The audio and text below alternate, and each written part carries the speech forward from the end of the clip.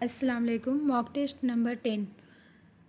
سوال پہلا، میر کے مطابق مرزا رفیع سودا کتنے شاعر تھے؟ آدھے، پونے تین، پورے، شاعر ہی نہیں۔ میر نے خود کو اور سودا کو پورے شاعر اور درد کو آدھا اور سوز کو پاؤ شاعر مانا ہے۔ یعنی میر تقی میر کا کہنا تھا کہ پونے تین شاعر ہی ہیں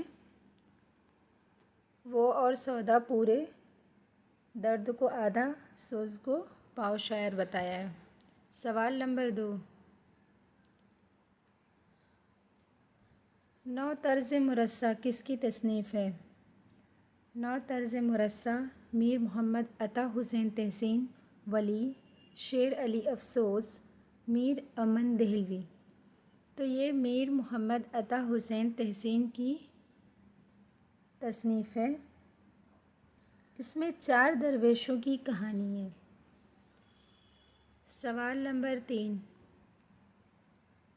ارسطو کے بوتیکا کے مطابق وحدت عمل، وحدت مکان اور وحدت زمان کس صنف کی وحدتیں ہیں؟ ناول، ڈرامہ، افسانہ، سوانح۔ تو یہ ڈرامہ کی ہیں۔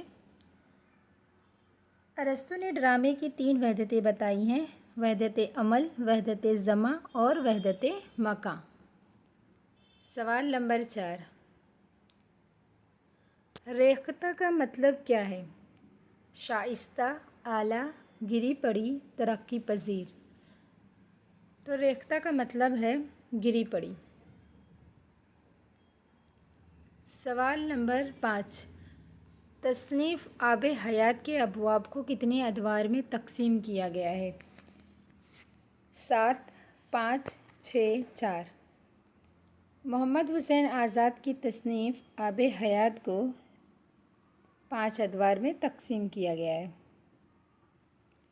سوال نمبر 6، مرزا سودا کو کس شاعر نے مشورہ دیا کہ وہ فارسی سے اردو کا رخ کریں؟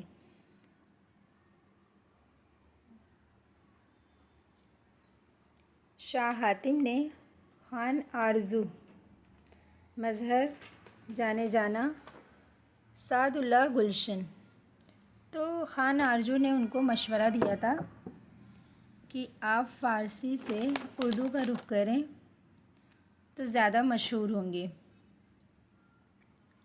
سوال 7، سر سید نے حالی کی کس تصنیف کو اپنی آخرت کی نجات کا ذریعہ بتایا ہے؟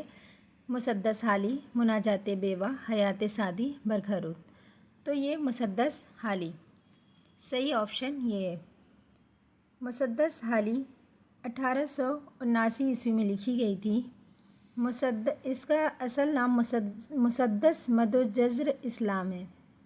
یہ پورا نام ہے لیکن مسدس حالی کے نام سے مشہور ہوئی۔ سوال نمبر 8، میر تقی میر لکھنؤ میں کس کے دربار سے وابستہ تھے؟ میر تقی میر، شجاع الدولہ، شاہ عالم، شیر شاہ سوری، آصف الدولہ۔ تو یہ آپشن نمبر 4 صحیح ہے، آصف الدولہ، کیونکہ یہ آصف الدولہ کے بلانے پر ہی لکھنؤ گئے تھے جب دہلی اجڑ گئی تھی۔ سوال نمبر 9، مرزا سودا غزل کے ساتھ کس صنف سخن میں بھی مشہور ہیں؟ تو یہ ہجو، نعت، مثنوی، مرثیہ۔ آپشن نمبر پہلا صحیح ہے۔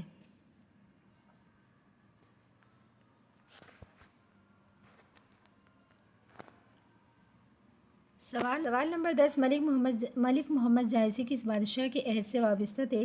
اورنگزیب، بہادر شاہ ظفر، شاہ عالم ثانی، شیر شاہ سوری۔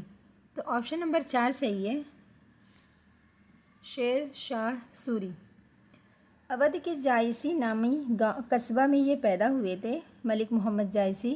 ان کی مشہور تصنیف ہے پدماوت، 1540 عیسوی میں تحریر کی گئی۔